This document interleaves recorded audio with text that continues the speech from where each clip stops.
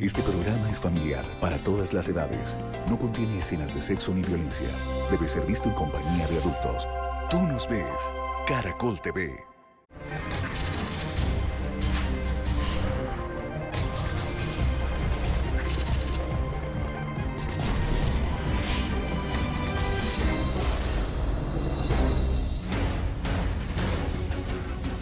Buenas tardes, soy Diva Yesurún, la única diva de la televisión colombiana, y en este momento comienza Expediente Final. Bienvenidos. Hoy vamos a hablar de un destacado volante del fútbol nacional, Ricardo Siciliano, quien escribió una interesante historia en los equipos de fútbol más importantes de Colombia, como Millonarios, Deportivo Cali, Junior y Once Caldas, entre otros. Fui la persona más feliz de verlo a él con cada camiseta que lucía de cada equipo. Siciliano llegó a Millonarios en una época muy dura, después de la época del arroz con huevo. Un partido que recuerdo mucho es uno que jugamos con Sao Paulo, de Millonarios, Copa Suramericana, el cual Ricardo hizo los 2 goles. Fue futbolista por espacio de 20 años. Dejó una huella muy interesante a su paso por el equipo Millonarios. Se tuvo que retirar precisamente de ese equipo por amenaza de los hinchas y de ahí pasó al Once Caldas. Es hora de salir, de ir a otro equipo, pues por proteger. Él habló con el Chiqui, que estaba en ese entonces en el equipo, y el Chiqui, no te preocupes, que nosotros te brindamos toda la seguridad. Ya es muy influyente en ese tema, en que te presiona porque no ganas, porque esto, porque la camiseta pesa. La pandemia lo llevó a cerrar su escuela de fútbol momentáneamente. Él falleció sin poder darle vida nuevamente a este gran sueño que tenía. Él era un convencido que en su municipio, en Soledad, había buen material. No todo lo investigado ha sido revelado. En este momento se abre el expediente final de Ricardo Siciliano. Bienvenidos. Yo pienso que la clínica no debió mandarlo para la casa. En esa ida a la casa algo pasó ahí conmigo. Una parte de mí se fue, una parte de mi corazón. Yo digo, si mi corazón era así, le falta full pedazo.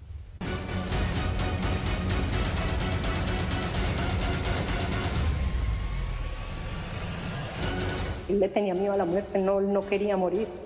Porque no dijo, hubiéramos hecho otra cosa, lo hubiéramos metido a otra parte, hubiéramos gastado lo que sea. Pero bueno, ya era tarde.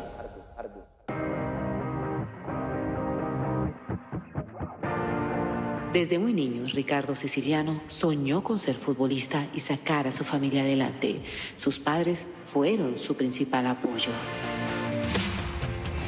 Ricardo fue como todo niño, soñador, y que para mí que todos sus sueños se cumplieron. Él va naciendo de allí, de ese entorno de la calle, ¿verdad? Y cuando va más adelante en esa experiencia de vida, él sigue teniendo ese optimismo, esa alegría para enfrentar la vida. Comenzó en una escuelita del barrio llamada Escuela La 24, que tuvo un torneo en la Liga del Atlántico. Allí hizo 41 goles. De ahí pasó una final con la Escuela Barranquillera y lo llamaron a una selección infantil. Ahí empezó el proceso de él. Yo era otra jugadora porque me desgastaba los sábados y domingos gritando en cada cancha. Debutó en el fútbol profesional a los 16 años en el Deportivo Pereira. Era el 13 de septiembre de 1993.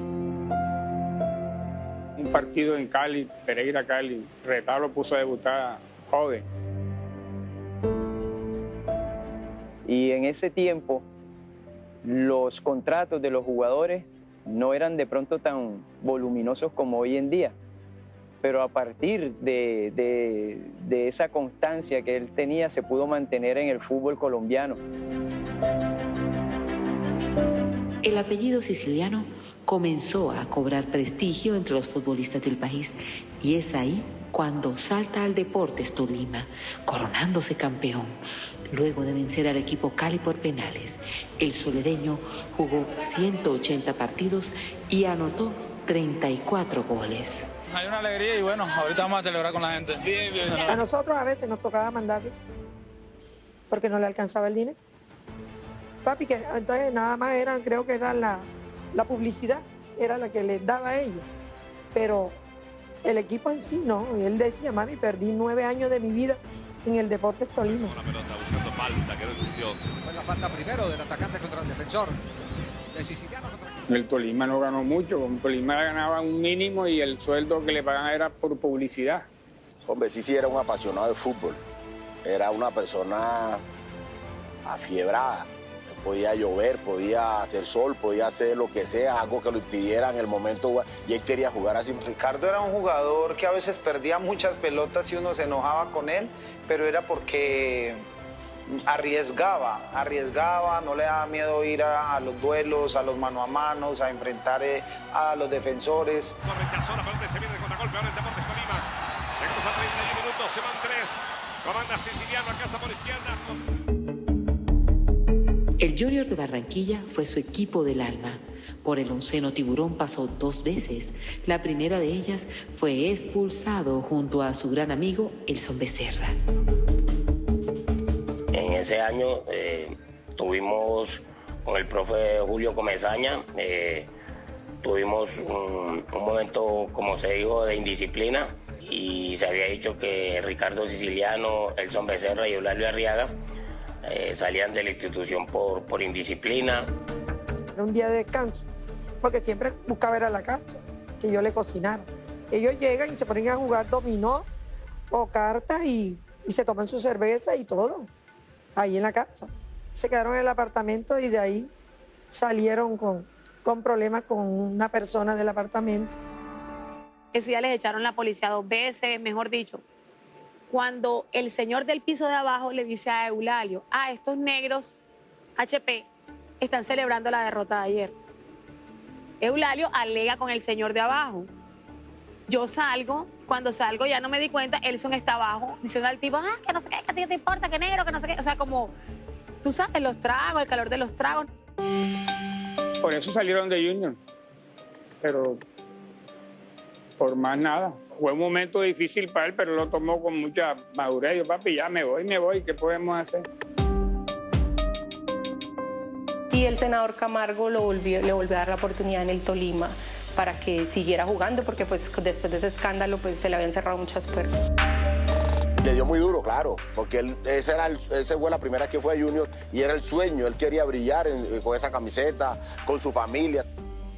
Él sí le dolió esa partida de ahí, ese problema, porque su ilusión siempre fue jugar en Junior, siempre ese era su equipo. Llegó al Deportivo Cali. Ahí también fue campeón. Ganarse la hinchada fue difícil, pero lo logró.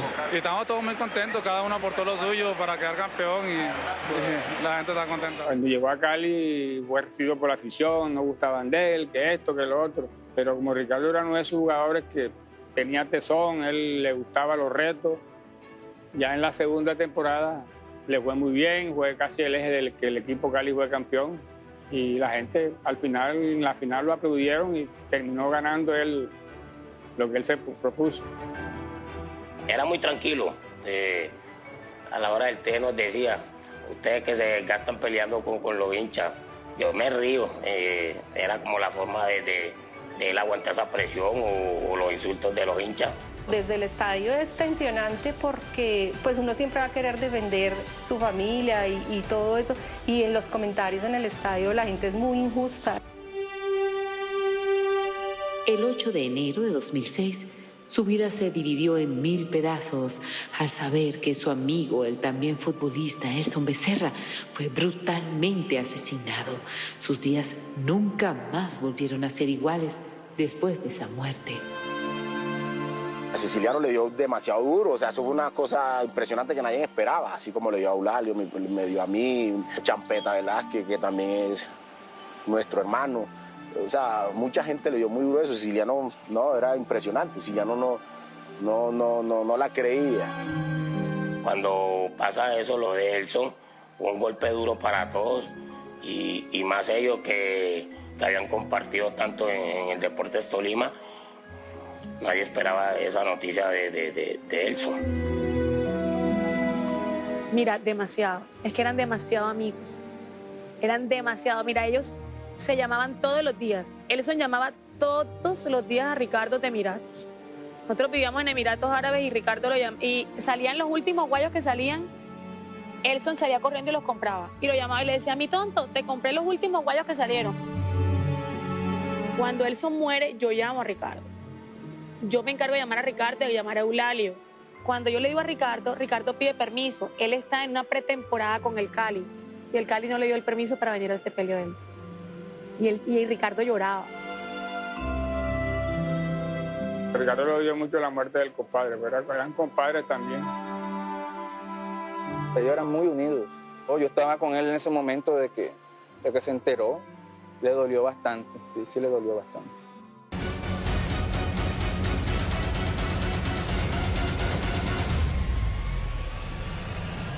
Nos llaman que lo van a intubar. Ya cuando lo van a intubar, yo sí ya me desinflé. Es el dolor más grande que yo sentí en mi vida.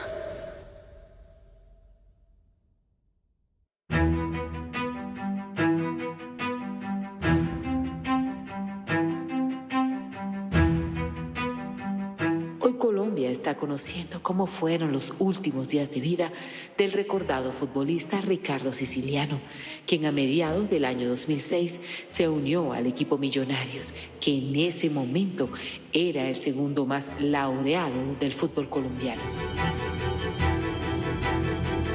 Siciliano llegó a Millonarios en una época muy dura, después de la época del arroz con huevo.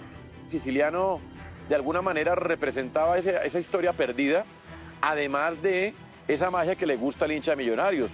Y cuando llegó Siciliano llevábamos muchos años sin uno como él. Al comienzo con Millonarios fue duro porque Millonarios es un equipo exigente, pero también la altura, pero se logró adaptar rápidamente y le fue muy bien, gracias a Dios. El 18 de noviembre de 2006, el Millonarios estaba jugando los cuadrangulares contra el Independiente Medellín en Bogotá, cuando pasó algo inesperado. Y en el partido él no le había ido muy bien porque apenas estaba el equipo ganando 1-0 y de pronto hubo una lesión del arquero, salió, entonces el otro lo expulsaron y no quedaba más remedio. Él cogió el suéter y se lo puso. Y se puso la camiseta con el Millonario y con tan buena suerte que tapó el penal. Cuando él tomó los guantes ese día, ese partido, nosotros lo estábamos viendo, yo decía, ese lo va a tapar porque nosotros sabíamos que él tenía esas cualidades. Que en Millonarios él vivió lo que nunca había vivido en otros equipos cuando tapó el penalti. Eso fue algo que cambió su vida para siempre. Eso ni él se lo esperaba, ni él se imaginaba la dimensión que había tenido de haber tapado ese penalti. Afortunadamente esas son cosas de Dios. Yo creo más bien, mi abuelo falleció el día de ayer y yo creo que más bien él fue el que tapó el penalti y nos dio la oportunidad de sumar 3 puntos. No, eso fue emocionante. Eso nosotros estábamos en la casa con mi señora, habíamos venido del cementerio y lloramos de la alegría. Él nos llama en la noche y lloró con nosotros, papi, y mi abuelo me ayudó a tapar ese penalti, papi.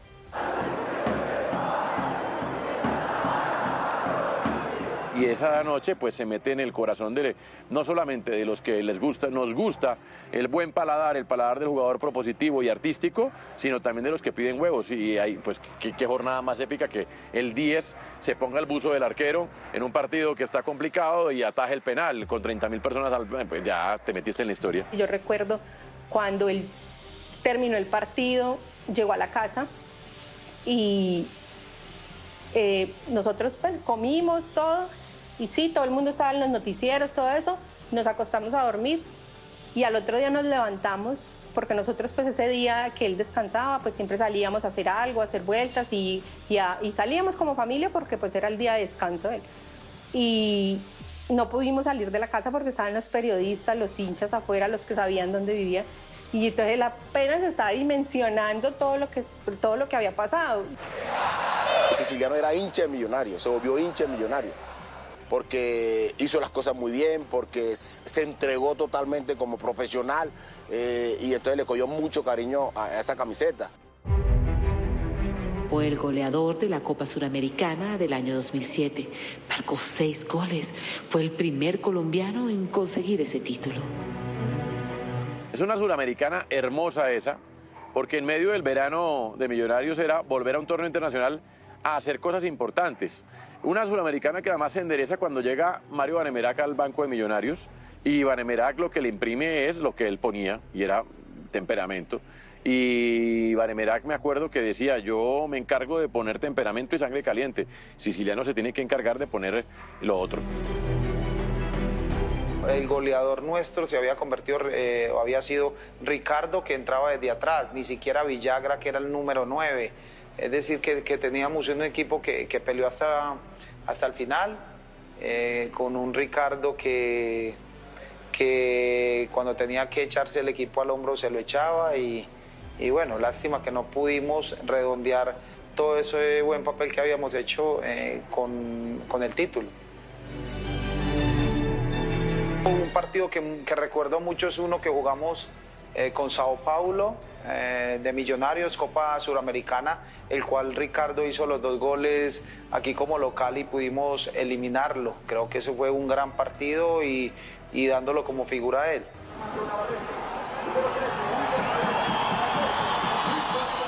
Me acuerdo de una anécdota: yo trabajaba en una droguería de cadena y yo me llevé un radiocito. Yo quería oír el partido ese y mi administrador: no, tú no puedes oír eso aquí, no, es por un momentico, ve cómo va la cosa.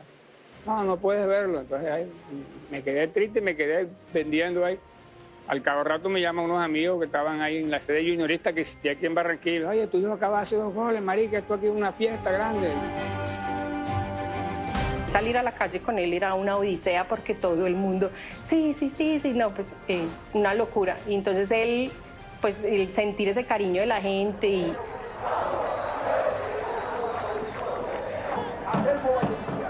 Es que jugadores del corte siciliano no llegaban. Entonces, cuando él llega a Millonarios, yo no me acuerdo que haya habido mucha resistencia, por el contrario. La gente lo recibió bien y muchos decíamos: un tipo como Siciliano llega a Millonarios. Porque además en esa época traerlos era particularmente difícil. No era el mejor momento de la carrera de Siciliano, pero todos sabíamos que era un virtuoso. Entonces, un jugador costoso que se le midió a jugar en Millonarios. Entonces, bienvenido. Y esa hinchada nos colaboró mucho, la verdad. Nos sentíamos en casa, se sentía la presión para el rival, nos acompañaban en los partidos que teníamos que jugar afuera. Nadie desconoce o no se puede desconocer la hinchada que tiene Millonarios, que apoya a su equipo, más allá de que a veces presione demasiado, pero yo creo que todas son así. Uno debe de convivir siempre con la presión. Millonarios solo le faltó ser campeón, esa fue la única frustración que tuvo con el equipo, porque él quería ser campeón con Millonarios. Era uno de los jugadores más valiosos de Millonarios. Ya no era el jovencito que ganaba 500.000 pesos y al que los papás tenían que ayudar a salir adelante. Se volvió el eje central de su familia. Que él todo lo daba. Él es una persona muy desprendida. Si él estaba aquí, compraba cosas para mudar de apartamento, todo lo regalaba y compraba cosas nuevas donde se iba. Él era muy desprendido. Fíjate tú que Ricardo, una vez en Barranquilla, que hubo unas inundaciones, él tenía unos ahorros, casi como 3 o 4 mil, los cogió, se los llevó y los repartió en comida a la gente. Pero él nunca quiso que la prensa supiera. Él era así de buena gente. Papi, guarda esa plata, esa gente necesita, y se fue y la repartió. Eso era él. Él pensaba en sus hijos, en su papá, en su mamá, en sus hermanos. Y voy a hacer esto, y le voy a regalar esto a esto. Y siempre él fue una persona que cuando tuvo, nunca nos negó nada.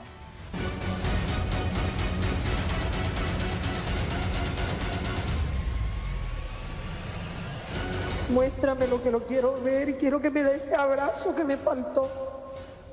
Cojo fuerzas, miro la foto, le digo: papá, perdóname, y yo te perdono a ti.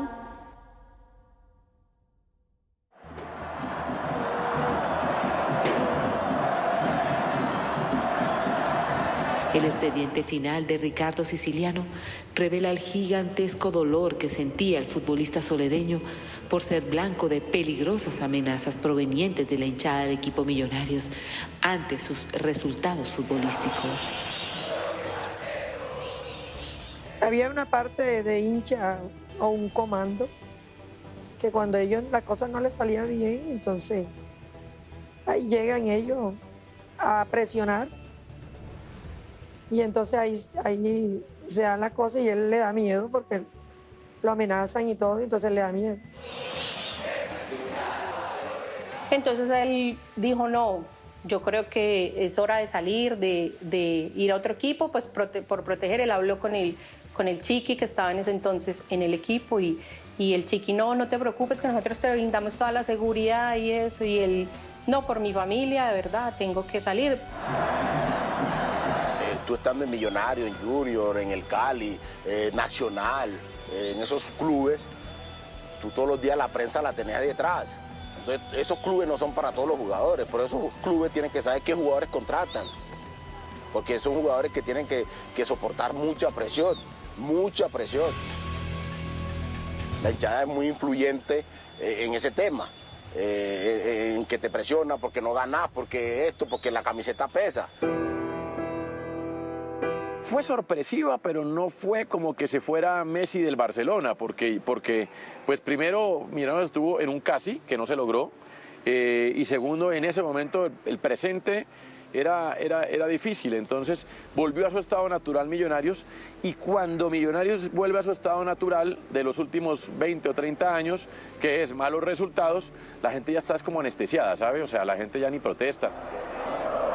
En Bogotá lo quería mucho la gente, un muchacho lloraba cuando se iba a ir de Millonarios, le dijo, sí, lo puedo abrazar, y él, claro, sí, y lo abrazaba y lloraba y le decía, no te vayas, sí te vamos a extrañar, porque él iba a salir de ahí de Millonarios a Once Caldas. Ya creo que se me cumplió acá lo que tenía que trabajar en Millonarios, ya tengo que dar un paso ya hacia adelante. Él iba a salir de Millonarios para Nacional.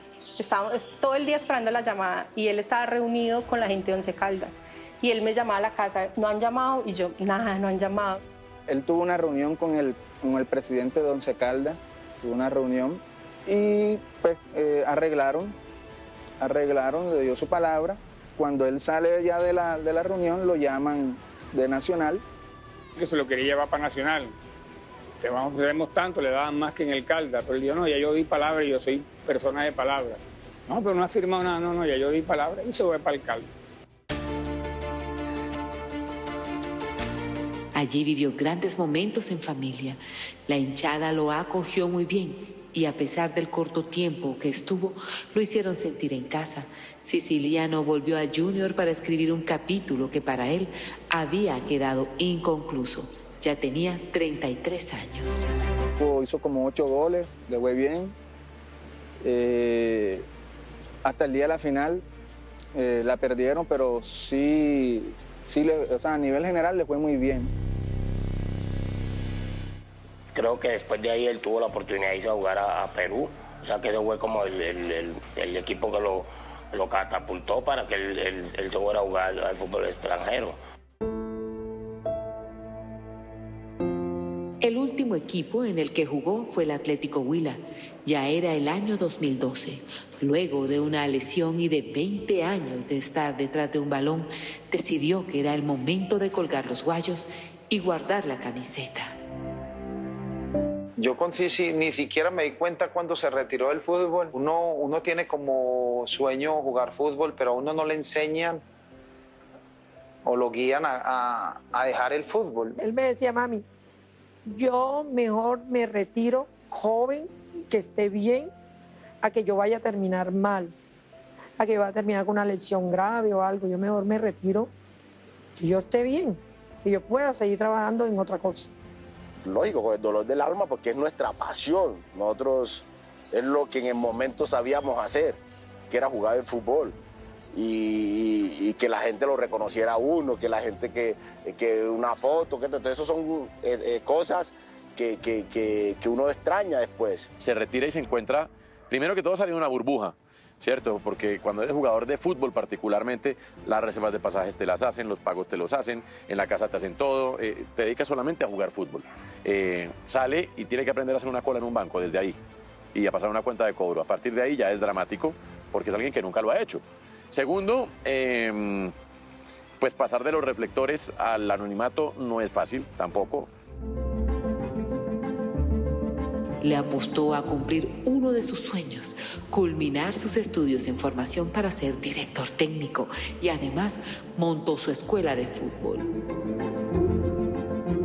Él estaba más enfocado en su escuela, por eso él viajaba a diferentes ciudades por torneos. Él hizo muchos cursos, él estudió en la AFA, él fue a Argentina, estuvo haciendo cursos en Brasil. Él era un convencido que en su municipio, en Soledad, había buen material. Y le gustaba trabajar por esos niños. Y me decía, no, mi hermano, yo quiero dirigir, ayudarme, porque como yo soy ahora agente de FIFA, yo le decía, ayuda. Yo le digo, claro, ayuda a otro, no ayuda a mi amigo. Prepárate bien, estudia bien, que hoy en día es la preparación. Entonces, en eso estaba. El año pasado, el COVID puso en pausa su escuela de fútbol, que era su principal sustento. Los alumnos ya no podían acudir a los entrenamientos y le tocó por un tiempo cerrar las puertas con la esperanza de que al finalizar la pandemia volvería con más fuerza. En enero estuvo aquí, a finales de enero, estuvo aquí una semana, estuvo con el equipo y viajó a Pereira y estuvo en Ibagué. Y de ahí salió para Barranquilla porque estaba en la época de un paro que había, entonces pues como que no pudo hacer mucho. Pero ahí entró la pandemia y pues ya cada uno en su casa. Con la escuela cerrada, sus recursos empezaron a escasear. Estaba preocupado. Tenía 5 hijos que mantener de 4 relaciones sentimentales que tuvo. Como si fuera poco, un 6º bebé venía en camino. Siciliano, quien siempre se caracterizó por ser un hombre pujante y trabajador, se dispuso a vender comida por redes sociales. Los ceviches eran su especialidad. Se reinventó su negocio de comidas y eran tantos los pedidos porque le fue súper bien.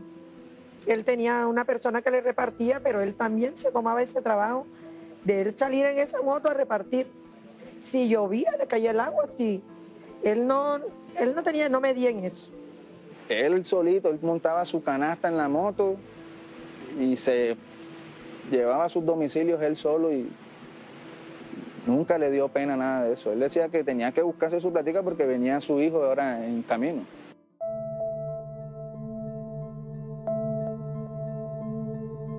A finales de agosto del año pasado, Siciliano empezó a sentirse mal.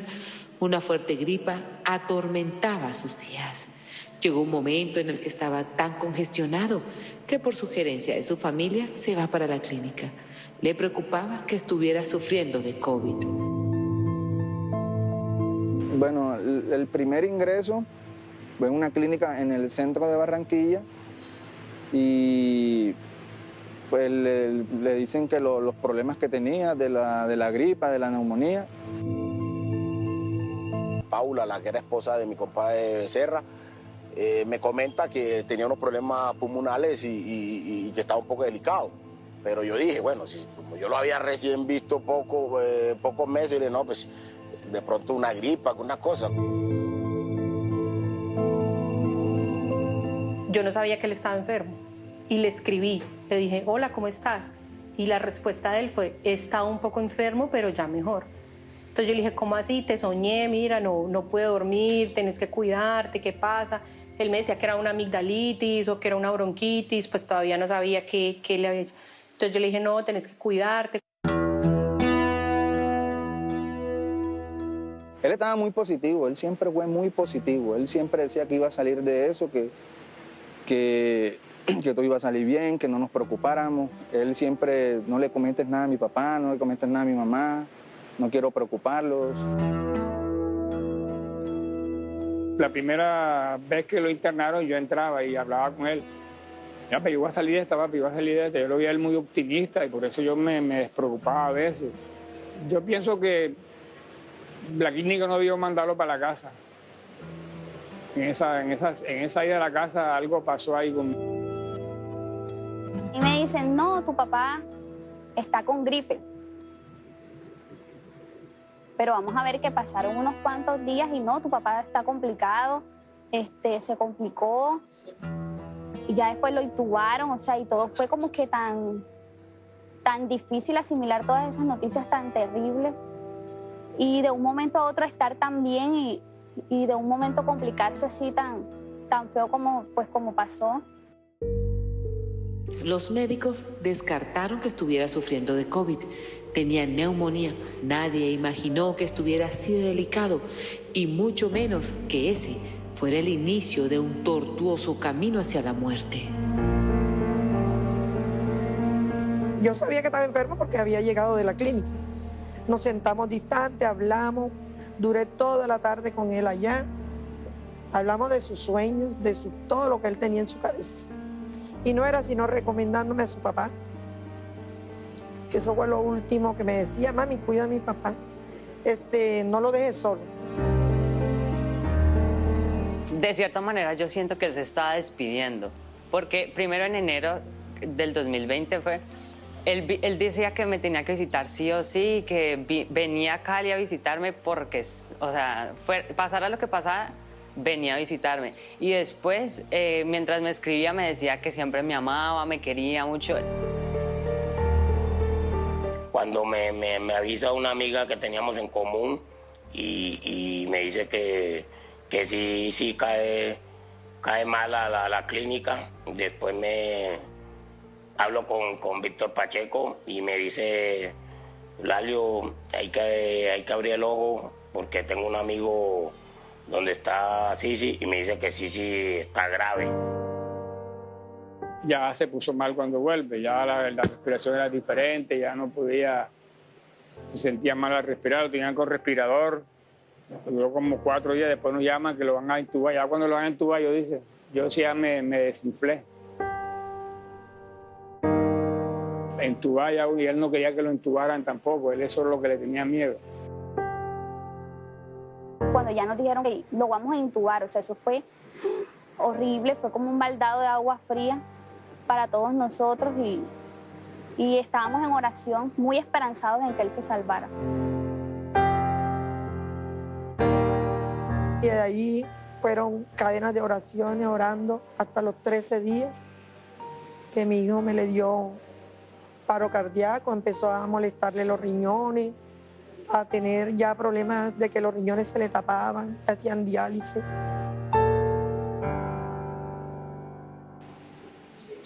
Yo guardaba una esperanza, pues, de ver a mi hijo tan fuerte, yo decía, no, él va a salir bien. Pero ya en lo último, cuando ya vi que todo se fue complicando más, tenía miedo, yo tenía miedo. Y ya de ahí no lo vimos más porque ya no nos dejaban entrarnos a nosotros, porque éramos personas ya de mayoría de edad, que por el COVID estaba en ese momento, pero es triste no verlo, por más, aunque sea de lejos, ahí no lo pudimos ver.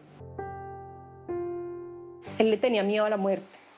Él no pensaba en morir, ¿no? Porque él le tenía miedo a la muerte, él no quería morir.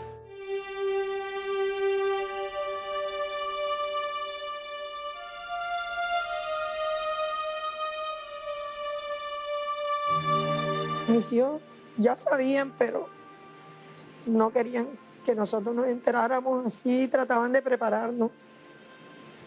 Pero es terrible. Es el dolor más grande que yo sentí en mi vida.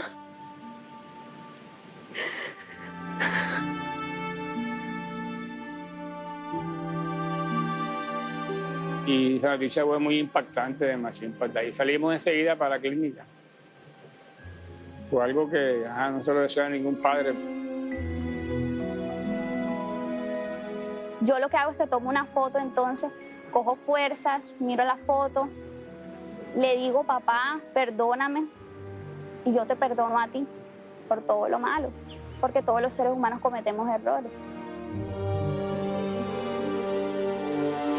Ahora ya él no está con nosotros, nos duele profundamente en el corazón, y sabemos que desde donde está debe estar haciendo reír y sonreír a Dios.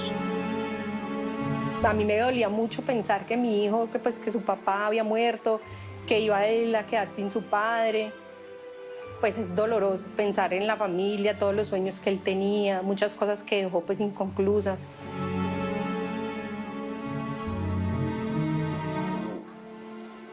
Yo le dije otro amigo, o sea, otro hermano, no puede ser. ¿Qué pasó? Cuando ella me empezó a contar, yo, pero ¿por qué no dijo? Hubiéramos hecho otra cosa, lo hubiéramos metido a otra parte, hubiéramos gastado lo que sea. Pero bueno, ya era tarde. Y él, como se dice vulgarmente, murió con la de él, callado, tranquilo.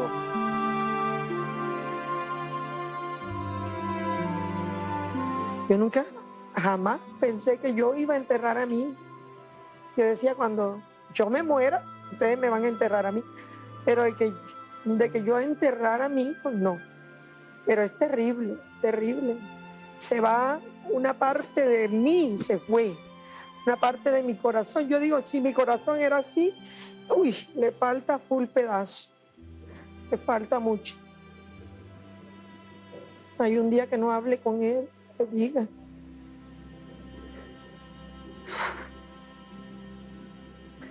Que lo amo más que tú.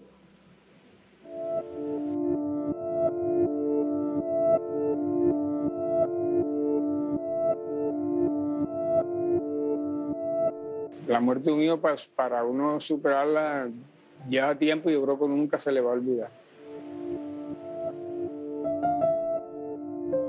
Difícil. De pronto uno hay momentos en que, pero siempre te vas a acordar de él por las cosas buenas que hizo, por lo que juega en el fútbol, como lo que juega como hijo de uno. Yo no lo quería ver porque era no quería tener esa impresión de él verlo ahí acostado. Sin embargo, pues lo vi y pues ese ya es como, siempre que pienso en mi papá lo veo ahí acostado y Bueno, el sepelio fue algo doloroso por lo que él fue en soledad, con la cantidad de gente que lo quería. Mi mamá, los hermanos, bueno, tratamos de hacer el sepelio en otro lugar, porque mi mamá quería tranquilidad, solo la familia. Fue duro para mí el saber de que ya no estaba Siciliano, me voy a Barranquilla, lo veo en un ataúd, fue demasiado duro, eso fue algo, ver a un hermano, un amigo, una persona que está dentro de uno, en la entraña de uno, eso es demasiado duro. Entonces, algo que en mi mente no se va a ir hasta los últimos días de mi vida. Le genera a uno demasiada tristeza,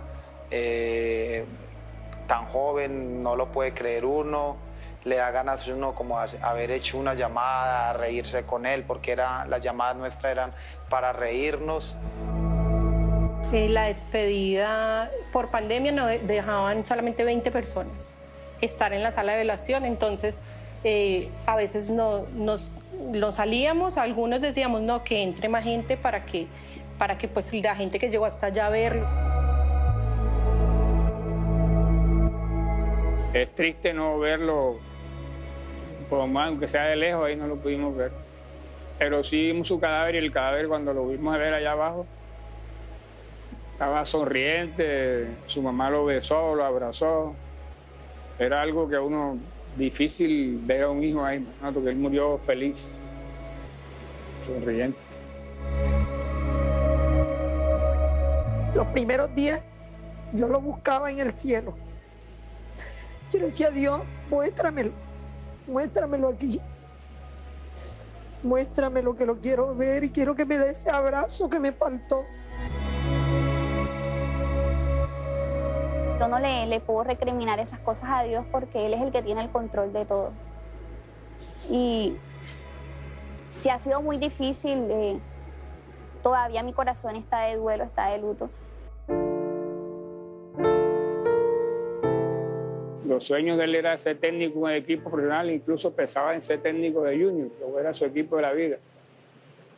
Y el sueño ese no se le cumplió, que se fue sin cumplir su sueño, que es lo que más nos duele.